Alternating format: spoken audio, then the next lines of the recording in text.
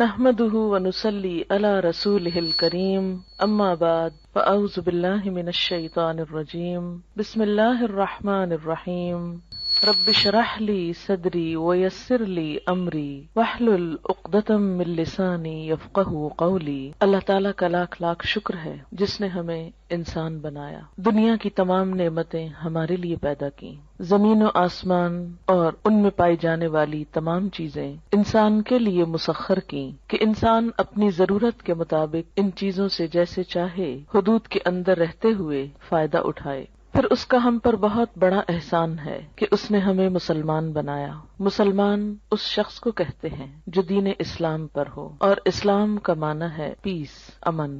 گویا مسلمان وہ شخص ہوتا ہے جو پرامن ہوتا ہے، اندر سے پرسکون ہوتا ہے، لوگوں کے ساتھ پرامن ہوتا ہے۔ لوگوں کے ساتھ وہی شخص پرامن ہو سکتا ہے جو اندر سے پرسکون ہو۔ اگر کوئی شخص خود اندر سے بے چین ہو، غیر مطمئن ہو، غم، غصے، غضب کا شکار ہو، وہ شخص دوسروں کے ساتھ اچھا معاملہ نہیں کر سکتا۔ اسی طرح وہ شخص جو اندر سے بدنیت ہو، حسد کا شکار ہو، بدگمانی کا شکار ہو، برے جذبات کا شکار ہو، وہ شخص بھی دوسروں کے ساتھ اچھا برتاؤ نہیں کر سکتا۔ نبی اکرم صلی اللہ علیہ وسلم نے مسلمان کی تعریف یہ بتائی کہ المسلم من سلم المسلمون من لسانہ و یدہ، مسلمان وہ ہوتا ہے جس کے ہاتھ اور زبان سے دوسرے مسلمان سلامت رہیں، یعنی ان کو کوئی تکلیف نہ پہنچے۔ تو جیسا میں نے عرض کیا کہ دوسروں کو سلامتی وہی دے سکتا ہے جس کا اپنا دل سلیم ہو، سلامت ہو۔ دل کی سلامتی، دل کا اطمینان اور دل کا سکون اللہ کے ذکر میں ہے۔ قرآن پاک میں اللہ تعالیٰ فرماتے ہیں الا بذکر اللہ تطمئن القلوب، خبردار اللہ کے ذکر ہی سے دل اطمینان پاتے ہیں۔ جب دل مطمئن ہو جائیں، پرسکون ہو جائیں، تو ایسے شخص کی گفتگو میں بھی ایک ٹھہراؤ آ جاتا ہے، پرسکون ہو جاتا ہے، پھر وہ دوسروں کے ساتھ معاملہ کرنے میں بھی پرامن رہتا ہے۔ اس کے لیے ضروری ہے کہ ہم سب اللہ کا ذکر کرنے والے ہوں، اللہ کو یاد کرنے والے ہوں، اللہ سے دعا کرنے والے ہوں۔ اسی وجہ سے آج کی اس شام چند دعاؤں کا انتخاب کیا گیا ہے جن کو ہم اگر اپنی زندگی کا حصہ بنا لیں تو لازمی طور پر ہمارا دل پرسکون ہو جائے گا، ہمارے حالات بہتر ہوں گے، اور یہ سب کچھ ہمیں دنیا میں بھی ایک اچھا انسان بننے میں مدد دے گا۔ اور دنیا میں اچھا انسان بننا اس لیے بھی ضروری ہے کہ یہ دنیا پرامن ہو اور اس کے نتیجے میں ہماری آخرت پھر خوشحال ہو۔ ہم سب جنت کی خواہش رکھتے ہیں، ہم سب جنت کے امیدوار ہیں، جنت کے انتظار میں ہیں، لیکن یاد رہے کہ جنت پرامن لوگوں کی بستی ہے۔ جنت میں وہی جا سکتا ہے جو یہ ثابت کرے کہ میں ایک پرامن انسان ہوں۔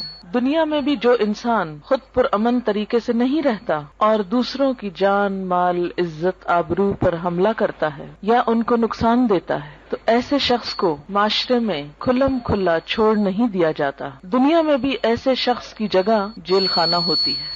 ایسے لوگ جو معاشرے کا سکون برباد کریں، معاشرے میں بے چینی پیدا کرنے کا سبب ہوں، ان کو دنیا میں بھی پکڑ کر قید کر دیا جاتا ہے، اور اگر وہ دنیا کی قید سے بچ بھی جائیں، ان کا کوئی جرم ثابت نہ ہو سکے اور دنیا میں کوئی سزا نہ پا سکیں، تو آخرت میں ایسے لوگوں کے لیے پھر یقینی طور پر جیل خانہ ہے۔ اللہ کے جیل خانے کا نام جہنم ہے۔ وہ کون سی چیزیں ہیں جو انسان کو جہنم میں لے جاتی ہیں؟ ان میں انسان کی بری نیت سب سے پہلے آتی ہے۔ اگر کوئی شخص خانہ کعبہ کا طواف بھی کر رہا ہو لیکن اس کی نیت اللہ کو خوش کرنا نہیں، لوگوں کے سامنے اپنی نیکی کا پرچار کرنا ہے، تو اس کی وہ نیکی جعل سازی شمار ہوگی، قابل قبول نہ ہوگی۔ اسی طرح دوسری چیز جو انسان کو اللہ تعالیٰ کی نظر میں گراتی ہے وہ زبان کا غلط استعمال ہے۔ جھوٹ، چغلی، غیبت، دوسرے کو تانا دینا، یہ تمام چیزیں انسان کو اللہ تعالیٰ کی نظر میں گرا دیتی ہیں۔ یہاں تک حدیث میں آتا ہے کہ بسا اوقات انسان باقی زندگی میں کچھ اچھے ہی کام کرتا ہے لیکن اپنی زبان سے بعض اوقات ایسا کلمہ نکالتا ہے، ایسی بات نکالتا ہے کہ اس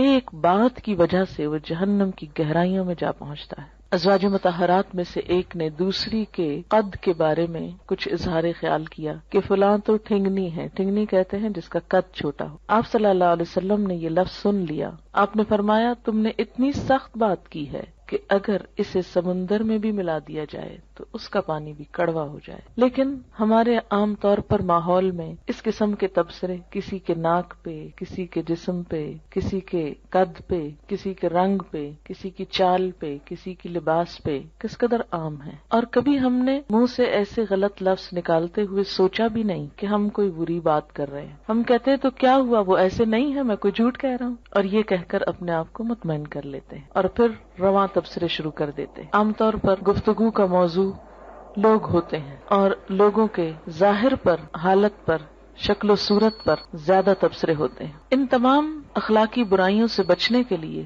ضروری ہے کہ انسان اللہ تعالیٰ سے مدد مانگے، اللہ تعالیٰ سے مدد لے. قرآن پاک میں اللہ تعالیٰ فرماتے ہیں کسی بھی مشکل سے نجات پانے کا جو ذریعہ ہے وہ ہے وَاسْتَعِینُوا بِالصَّبْرِ وَالصَّلَاةِ، مدد مانگو صبر کے ساتھ اور نماز کے ساتھ. نماز اللہ کے ذکر کا بہترین طریقہ ہے، اللہ کو یاد کرنے کا. نماز ایک دعا بھی ہے، لیکن نماز کے علاوہ یا نماز کے بعد بھی اللہ کو یاد کرنا اہل ایمان کا طریقہ ہوتا ہے. دعا ایک عبادت ہے، نہ صرف یہ کہ عبادت ہے بلکہ عبادت کا بھی نچوڑ ہے، عبادت کا بھی اعلیٰ ترین حصہ ہے. حدیث پاک میں آتا ہے کہ جو اللہ سے دعا نہیں مانگتا اللہ تعالیٰ اس سے ناراض ہو جاتا ہے. بعض اوقات ہم یہ سمجھتے ہیں کہ اللہ کو تو پتہ ہی ہے ہم کو کیا چاہیے اور وہ تو ویسے بھی دے سکتا ہے، ہمیں مانگنے کی کیا ضرورت. نہیں، آپ صلی اللہ علیہ وسلم نے فرمایا جو لوگوں سے مانگتا ہے لوگ اس سے ناراض ہوتے ہیں، اور جو اللہ سے نہیں مانگتا تو اللہ تعالیٰ اس سے ناراض ہوتا ہے. تو ہمیں لوگوں کی طرف توقع رکھنے اور ان سے مانگنے کی بجائے اللہ کی طرف رجوع کرنا چاہیے. دعا انسان کی بندگی، عاجزی اور اس کی عبادت کا ایک ذریعہ ہے، ایک طریقہ ہے. اللہ تعالیٰ اس بات کو ناپسند کرتے ہیں کہ کوئی بندہ اس کے آگے ہاتھ پھیلائے اور پھر وہ ان ہاتھوں کو خالی لوٹا دے، کیونکہ وہ کائنات کا بادشاہ ہے. لیکن عموماً ہم دعا مانگنے میں کچھ ایسی غلطیاں کرتے ہیں کہ جن کی وجہ سے دعا قبول نہیں ہوتی. اس میں سب سے بڑی غلطی یہ ہوتی ہے کہ بسا اوقات ہم دعا تو مانگتے ہیں لیکن غفلت کے ساتھ توجہ نہیں کرتے، ہمیں یہ نہیں پتا ہوتا ہم مانگ کیا رہے ہیں. بعض اوقات کیا کرتے ہیں، کسی مشکل کے لیے وظیفہ تو پڑھتے رہتے ہیں، کوئی مخصوص آیت 1000 دفعہ پڑھ لی، 2000 دفعہ پڑھ لی، لیکن دعا نہیں مانگتے. ہم سمجھتے ہیں کہ صرف یہ آیت پڑھنے سے ہی کام ہو جائے گا. اس طرح ہم اپنے اوپر ایک ناروا بوجھ بھی ڈالتے ہیں اور دعا سے بھی محروم رہتے ہیں. بعض اوقات ایسی دعائیں مانگتے ہیں جو اس موقع کی مناسبت سے نہیں ہوتی. بعض اوقات ہم کچھ چیزیں تو مانگ لیتے ہیں روٹین میں یا رٹے رٹائے جملے بول دیتے ہیں لیکن ان کو محسوس نہیں کرتے.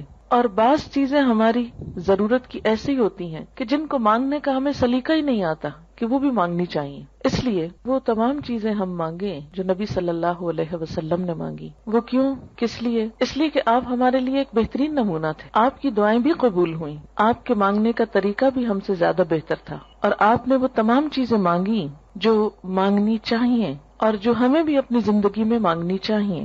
یہ زندگی ہمیں ایک دفعہ ملی ہے، اس زندگی کو ضائع ہونے سے بچا لینا چاہیے.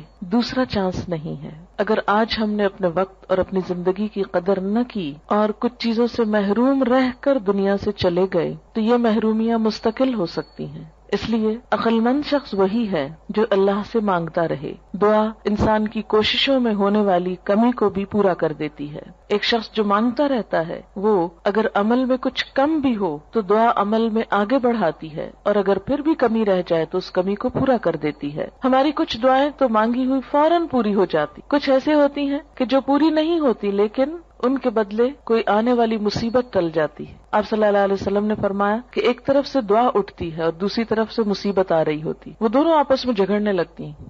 دعا مصیبت کو اوپر لے جاتی ہے کہ واپس جاؤ، اس بندے پہ نہیں آؤ، اور مصیبت اترنا چاہتی. پھر فرمایا جس میں زیادہ زور ہوتا ہے وہ دوسرے کو دبا لیتی. اگر دعا میں طاقت ہے، دعا میں قوت ہے، شوق ہے تو وہ مصیبت کو واپس لے جائے گی. اور اسی طرح اگر دعا پھیکی ہے، ڈھیلی ڈھالی ہے، یا مانگی نہیں یا پوری نہیں تو پھر مصیبت آ جاتی ہے. تو دعا کا ایک فائدہ کیا ہے؟ بسا اوقات وہی چیز مل جاتی جو ہم مانگ رہے ہوتے ہیں. بعض اوقات وہ تو نہیں ملتی، وہ جا رہی ہوتی ہے لیکن راستے میں وہ ایک آنے والی مصیبت کو واپس لے جاتی. مثلا انسان پہ کوئی بیماری آنے والی ہوتی اور انسان کو نہیں خبر کہ اس کے ساتھ یہ ہونے والا ہے. انسان کچھ اور مانگ رہا ہوتا ہے، مال مانگ رہا ہوتا ہے، اولاد مانگ رہا ہوتا ہے، گھر مانگ رہا ہوتا ہے، یا جو ہماری عام روزمرہ زندگی میں مانگنے کی چیزیں. اب اس کو وہ تو نہیں ملتا جو وہ مانگ رہا ہے، لیکن وہ مصیبت ٹل جاتی ہے جو آنے والی تھی، کیونکہ اگر وہ آ جاتی تو یہ مانگی ہوئی چیز ملنے کے باوجود وہ اس کی خوشی نہ دیکھ سکتا. مثلاً اگر ایک انسان کی موت آ رہی اور وہ زندگی نہیں مانگ رہا، وہ گھر مانگ رہا ہے. اگر اس کی دعا اسی طرح قبول کر لی جائے، اس کو ایک اچھا گھر مل جائے، لیکن گھر ملتے ہی اس کی زندگی باقی نہ رہے، تو اس کو اس گھر کے ملنے کا کیا فائدہ ہوا؟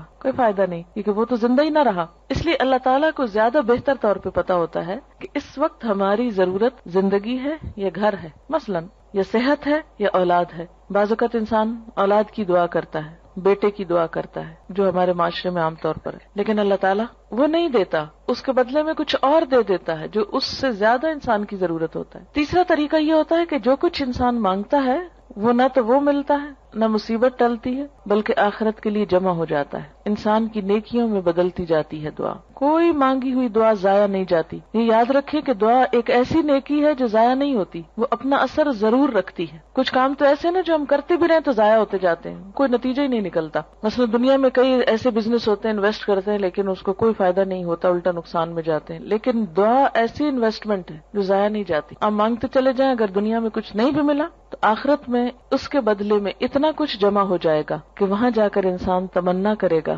اے کاش میری کوئی دعا دنیا میں نہ سنی جاتی اور مجھے آج ہی سب کچھ مل جاتا. پیغمبر ساری زندگی ایک دعا مانگ کر مایوس نہیں ہوئے. حضرت زکریا علیہ السلام ایک جگہ پر کہتے ہیں وَلَمْ أَكُمْ بِدُعَائِكَ رَبِّ شَقِيًّا، کہ اے میرے رب تجھ سے دعا مانگ کر تو میں کبھی نامراد ہوا ہی نہیں. یہ تو ایسا کام ہے جس کے بعد نامرادی ہے ہی نہیں، نقصان ہے ہی نہیں، خسارہ ہے ہی نہیں. اس لیے انسان کو مانگتے رہنا چاہیے. وآخر دعوانا الحمد للہ رب العالمین.